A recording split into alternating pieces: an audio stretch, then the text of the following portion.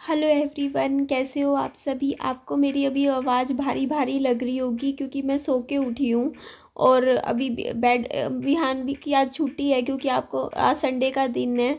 और अभी मैंने अपने कंबल में ही लेटी हुई हूँ, अभी उठी नहीं हूँ, इसीलिए आपको मेरी आवाज़ जैसे होता है नहीं, नींद से उठ के आवाज़ ऐसी आ रही होती है, वैसी वैसी आ रही है। मैंने कहा चलो थोड़ा सा एडिटिंग का काम शुरू करते हैं।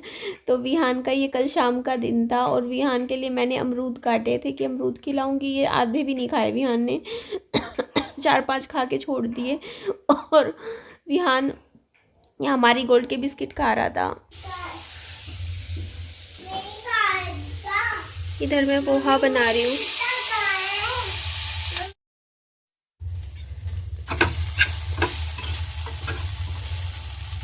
पोहा बन गया है। तो अभी यहाँ पर हम कहाँ जा रहे हैं मैं आपको बता देती हूँ कि हमारे यहाँ पर ना कॉलोनी में गरबा शो हो रखा था। तो मुझे तो पता था कि हो रहा है, शाम से करीबन 7 साढ़े 7 बजे शुरू हो गया था। तो पापा जी आए रात को बाज़ार से, तो उनको आते हुए दिख गया कि यहाँ पर शो चल रहा है। तो मुझे आके बोलते चल चलते हैं, इतना अच्छा शो चल रहा है। तो मैंने मना कर दिया, मैंने कहा मेरा दिल नहीं है जाने का, मम्मी बीमार है और मैं क्या शो में जाऊंगी, मेरा बिल्कुल भी मन नहीं है। पापा जी बोलते चल ना, तेरी तो वीडियो बन जाएगी। मैंने कहा नहीं जाना पापा जी मुझे। तो पापा जी फिर ने विहान को तैयार कर लिया, बोलते मैं विहान को लेके जा रहा हूँ। मैंने मना किया, मैंने कहा पापा जी वहाँ तेज़ आवाज़ आएगी, लाउड आवाज़ में ना, जैसे सीजर्स के जो पेशेंट होते हैं उनको डीजे से थोड़ा दूर रखना होता है, क्योंकि कई बार क्या होता है ना, सीज़र आ सकता है। तो मैंने मना किया, पापा जी बोलते नहीं कुछ नहीं होता, दूर दूर से दिखा दूंगा ऐसे। तो मैंने फिर मम्मी बोलती कि ना तू साथ चली जा, मेरे को चिंता रहेगी, विहान की अकेले मत भेज, पापा को तू संभाल लियो विहान को। तो मैंने कहा ठीक है। तब मैं गई आई थी पापा जी के साथ यहाँ पे। और यहाँ आने के बाद भी ना मैं सिर्फ थोड़ी सी ही देरी बाद, मतलब ये लगा लो 5-7 मिनट बाद ही कहने लगी थी चलो चलते हैं यहाँ से, चले यहाँ से। तो पापा जी बोलते आए हुए हैं, विहान को थोड़ा सा एक्टिविटी में डाल रहा हूँ, थोड़ा सा इसको इंजॉय करने देना, ऐसे करके पापा जी करीबन 20-25 मिनट, आधा घंटा रुके ही रहे, 20 मिनट तो रुके ही रहे यहाँ पर। पूरा डांस वांस विहान को करवाया, खुद भी डांस कर रहे थे। और मैं तो बस यहीं आसपास थोड़ा बहुत घूमने जा रही थी, क्योंकि मेरे को ना इतना शोर में खड़े होने का दिल नहीं करता। और मैं ड्रेसअप होकर भी नहीं आई थी, जहाँ सब लहंगा सूट वगैरह अच्छे से, लेडीज सब, मतलब पूरा हमारी सोसाइटी के लोग थे यहाँ पर, पूरा जो हमारा एरिया है यहाँ का। तो अच्छे से तैयार होकर आए हुए थे और गरबा डांस चल रहा था। तो आपको मैं अभी दिखाऊंगी ना, मैं तो पजामे टी शर्ट में ही आई थी। मेरे को तो टाइम नहीं लगा, इवन मैं लिपस्टिक तक लगा कर नहीं गई, मतलब मैं कुछ भी मेकअप भी तैयार करके नहीं आई, बिल्कुल नॉर्मल जैसे होता नहीं। मैं तो सोने, जैसे बंदा सोने की तैयारी में हो कि बस अब घर जाके सोना है, तो ऐसे बैठी हुई थी मैं। फिर पापा जी ने स्कूटी चला ली थी, तो मैंने फिर कुछ नहीं किया, भाग के फिर मैं आई। तो ये देखो विहान को पापा जी काफ़ी थोड़ा सा घुमा रहे थे, इस तरीके से इंजॉय करवा रहे थे। और आज थोड़ा सा मेरा मूड कुछ चीज़ों की वजह से ख़राब है। अब यहाँ मतलब एक दो चीज़ें हैं, और अगर सोशल मीडिया पे मैं बताऊंगी नहीं, बता सकती भी नहीं हूँ। और ठीक है, कुछ चीज़ें अपने तक रखो तो बेहतर है, पर बस क्या कर सकते हैं। 1 मिनट दीजिए आप मुझे। तो तो यही बात है ना, चलो जो है जैसा है चला रहे हैं, है ना, ज़िंदगी यही हो जाता है। तो यहाँ पे आप देखिए, यहाँ पे वैसे सब लोग कितना अच्छे से इंजॉय कर रहे थे, बहुत अच्छे से। बच्चों ने तो बहुत डांस किया यहाँ पर, आगे पूरा स्टेज पे यहाँ पे डांस चल रहा था। और सब अच्छे से इंजॉय कर रहे थे। और मेरा ध्यान मेरी मम्मी में ही अटका हुआ था, क्योंकि आपको पता है मैं मम्मी को ऐसे अकेले छोड़ के बिल्कुल भी नहीं आती हूँ कि हाँ पापा जी भी यहाँ नहीं है, मम्मी लेकिन मम्मी ना अपना बैठे थे, मतलब वो बाथरूम वॉशरूम जा आए थे और बोल रहे थे कि ना तू जा जा, मेरे को धक्के से भेज दिया। और यहाँ आने के बाद मेरा मन नहीं लग रहा था, मुझे था कि चलो घर चलते हैं, घर चलते हैं। अभी एक्चुअली मैंने आपको मेरी मम्मी की कंडीशन बताई थी। आज से 3-4 दिन पहले मैंने वीडियो बना के बोला था कि मेरी मम्मी की हालत में सुधार हो रहा है, मेरी मम्मी अच्छा कर रहे हैं, खा पी भी रहे हैं। और सही में काफ़ी सुधार आ गया था। मतलब एक हफ़्ता जब मेरी मम्मी मेरे साथ अभी रहे थे ना रिसेंटली, 7-8 दिन, तो उनकी हालत इतनी अच्छी हो गई थी ना, वो खुद से मुझसे मांग के खाना खाने लग गए थे, कह के कि निधि मेरे लिए ये चीज़ बना दे, दोपहर को ये चीज़ बना, रात को ये बनाई हो। इस तरीके से ना तीनों टाइम मेरे हाथ से बना हुआ अच्छे से खाना भी खाने लग रहे थे।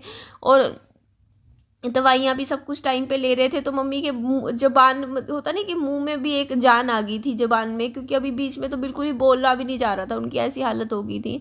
तो अब पिछले ना 2 दिन से, कल और परसों 2 दिन से मेरी मम्मी 2 ढाई दिन से फिर से ढीले ढीले हो गए हैं बिल्कुल।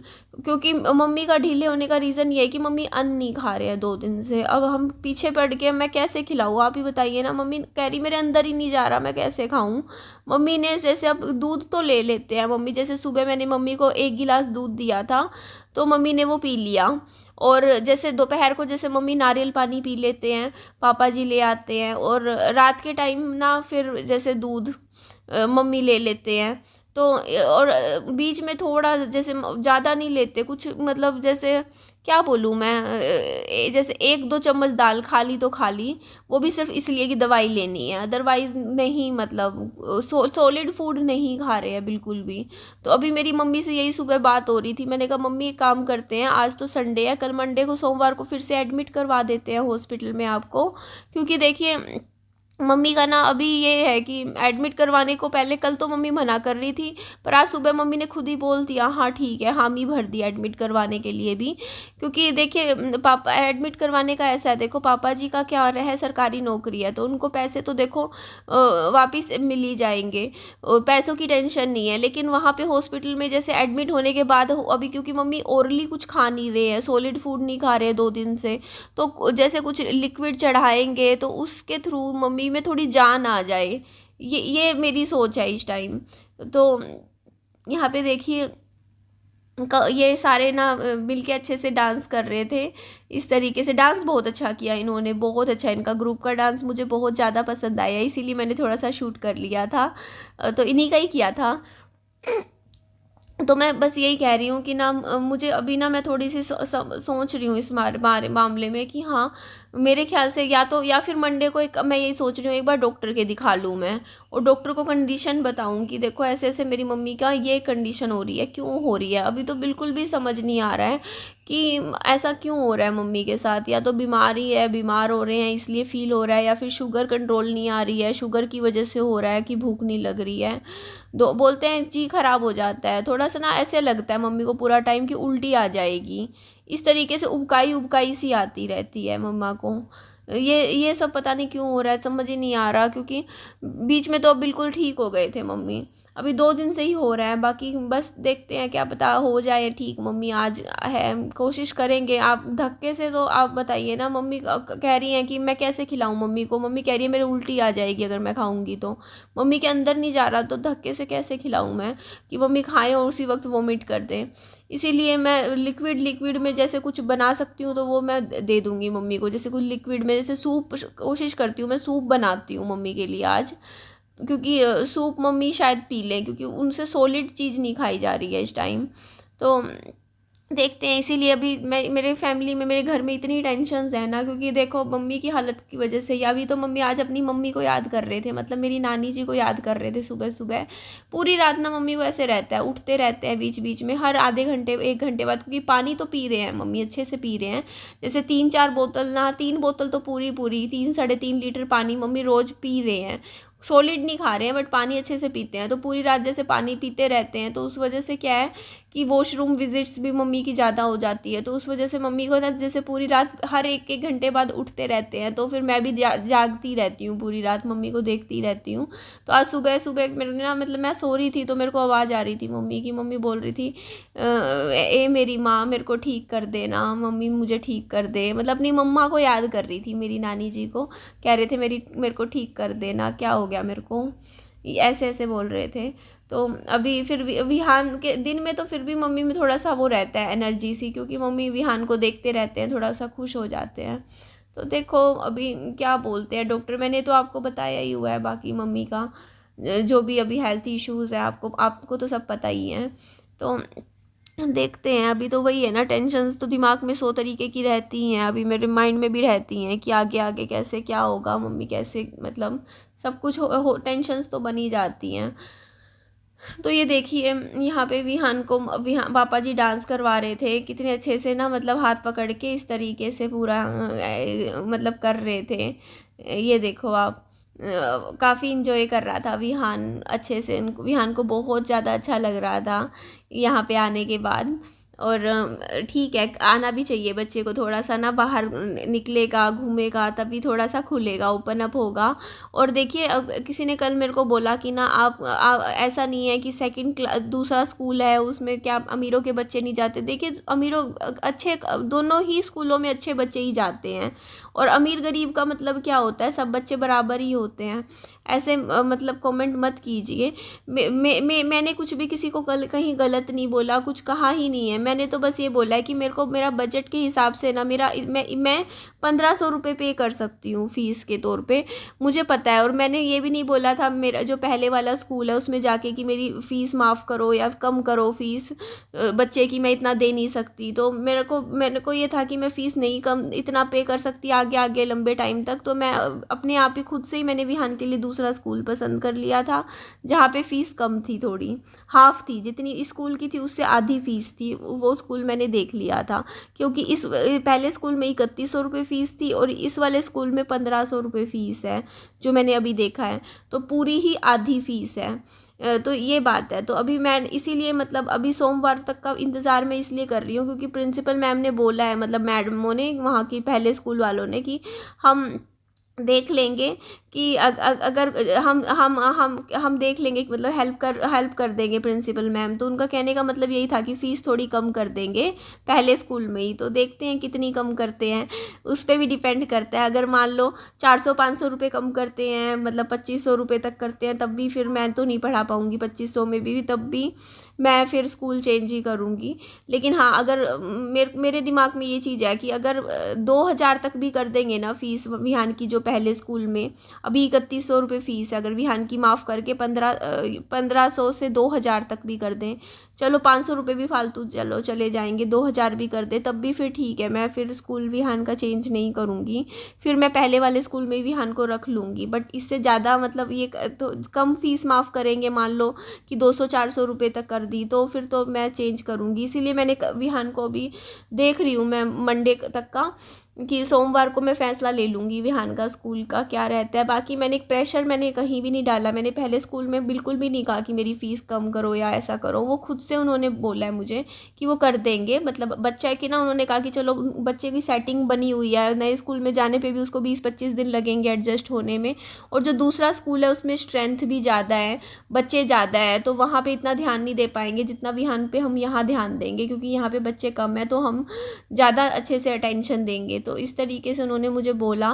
तो ठीक है, देखो विहान का ऐसा है कि यहाँ पे सेटिंग विहान की बनी हुई है, अगर फ़ीस का एडजस्टमेंट हो जाएगा। देखिए एक दिन की बात होती अलग बात है, मुझे विहान का देखो आगे तक का लंबे टाइम तक का देखना है। देखो पूरा LKG भी पढ़ना है, UKG भी पढ़ना है, और इसीलिए मैंने विहान का, आप समझिए कि एक स्कूल ले लिया। देखिए स्कूल तो ऐसे भी है जहाँ पे 600 रुपये भी फ़ीस है बच्चे की, 700 भी है, 1000 भी है। तो स्कूल तो मैं गलत किसी को भी नहीं बोलती, स्कूल तो मेरे हिसाब से जो सरकारी स्कूल होते हैं वो भी अच्छे ही होते हैं।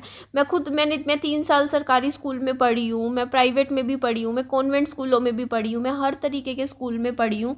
क्योंकि ना मेरा रीज़न ये था कि जैसे मेरे बहुत सारे स्कूल्स बदले, मतलब उस टाइम तो मेरे को ना वो स्कूल मेरे को बहुत अच्छा लगता था, मेरा जो सरकारी स्कूल था जिसमें मैंने 6th 7th 8th क्लास करी थी। तो वहाँ तो बहुत पढ़ाते थे, वहाँ तो एक्स्ट्रा क्लास भी लगाते थे, सरकारी स्कूल था, फ़ीस भी बिल्कुल 80 रुपये थी वहाँ की, कम थी। लेकिन मैं तो कहती हूँ कि वो स्कूल मुझे दी बेस्ट लगा, मेरा तो इतना मन लगा हुआ था और इतना पढ़ाते थे ना वहाँ पे। हाँ, लेकिन ये था कि वहाँ पे बहुत से बच्चे ऐसे थे जो नहीं पढ़ते थे, चाहे आप उनको, वो बस घूमने फिरने आते थे। मतलब ये होता है ना वहाँ पे, जैसे पेरेंट्स अगर ध्यान नहीं देंगे बच्चों की पढ़ाई पे तो फिर टीचर्स क्या कर लेगा, अकेले टीचर से बस की बात नहीं होती है। तो फिर वहाँ पे ऐसे बच्चे भी आते थे जो ना मतलब स्कूल के बाद काम भी करते थे। जैसे कई लड़कियाँ ऐसी आती थी जो ना स्कूल में पढ़ती थी, उसके बाद जैसे कई बार स्कूल में आती भी नहीं थी, या स्कूल में लगा लो दोपहर को जाके जैसे दूसरों के घर में काम करती थी, जैसे शाम को किसी के घर में खाना बना के आती थी, लड़कियाँ या काम करके आती थी, तो इस तरीके से मतलब उनका ना इतना ज़्यादा घर पे टाइम नहीं मिलता था उनका पढ़ने का, तो इसलिए लेकिन ठीक था एज सच। मेरे को तो वो स्कूल बहुत अच्छा लगता था, मेरे को बहुत अटैचमेंट थी उस स्कूल से। उसके बाद फिर मैंने कॉन्वेंट स्कूलों में भी पढ़ी हूँ, अच्छे, जहाँ पे 2-2 हज़ार रुपये फ़ीस हुआ करती थी, क्योंकि मेरे को स्कॉलरशिप मिल गई थी। तो मेरी 1,000 रुपये फ़ीस जाती थी, हाफ फ़ीस माफ़ हो गई थी मेरी, क्योंकि मेरे 10th में थे 88% मार्क्स। तो 9th 10th भी मैंने अच्छे स्कूल से की थी, बहुत अच्छा स्कूल था, क्योंकि मैंने इंग्लिश मीडियम स्कूल चेंज किया था। 8th तक मेरे पास हिंदी मीडियम था, उसके बाद मैंने इंग्लिश मीडियम में कन्वर्ट कर लिया था अपना, CBSE। तो फिर मैंने अच्छे स्कूल में एडमिशन लिया था। 5th तक भी मेरा स्कूल बहुत अच्छा था, 5वीं तक भी अच्छा कॉन्वेंट स्कूल था, बढ़िया। तो उसके बाद 9th 10th मैंने की थी, वो स्कूल भी बहुत अच्छा था। फिर मेरे को 10th में मेरे 88% मार्क्स थे, और जिनके 85% से अबोव मार्क्स होते हैं ना 10th क्लास में, उनकी फ़ीस ना, बहुत से अच्छे अच्छे स्कूल हैं वो हाफ़ कर देते हैं। तो मेरी भी फ़ीस ना जैसे 1,000 हो गई थी, सीधा हाफ़ हो गई थी। तो उस टाइम मेरी +1 में वैसे उस स्कूल की फ़ीस थी 2,000 रुपये।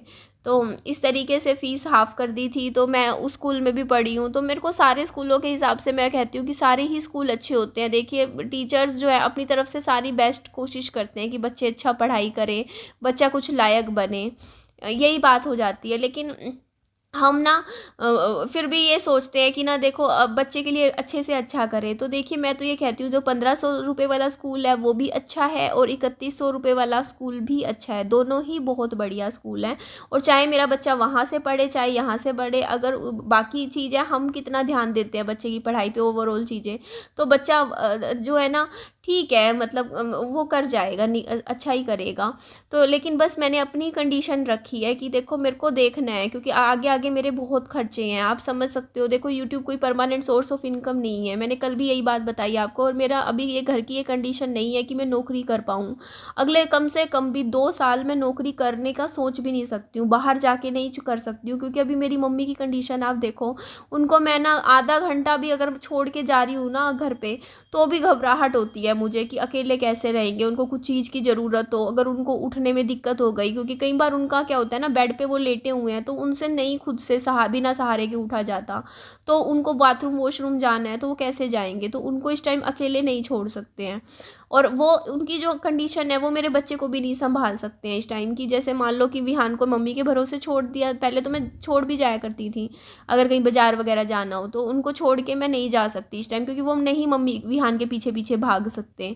तो ऐसे कंडीशन में देखो, मुझे बहुत सी चीज़ें सोच के चलनी है कि कल को बाई चांस मुझे 1 साल घर बैठना पड़ जाए और मेरा यूट्यूब भी अच्छा ना चल रहा हो, तो कम से कम मेरे बैंक में 1,00,000 2 लाख रुपया तो होना चाहिए ना, कम से कम आगे गुजारा कर लूँ, 1-2 साल निकाल लूँ, जब तक मैं बाहर जाने काम करके नौकरी करने लायक ना रहूँ, मतलब लायक बन जाऊँ। तो इस हिसाब से मेरे को ना थोड़े से वो अपने खर्चे मैनेज करके चलने पड़ेंगे, अपनी किस्तें भी चुकानी है। अभी 1.5 साल मेरी 17,000 की किस्त हर महीने की, अभी 1.5 साल और जाएगी।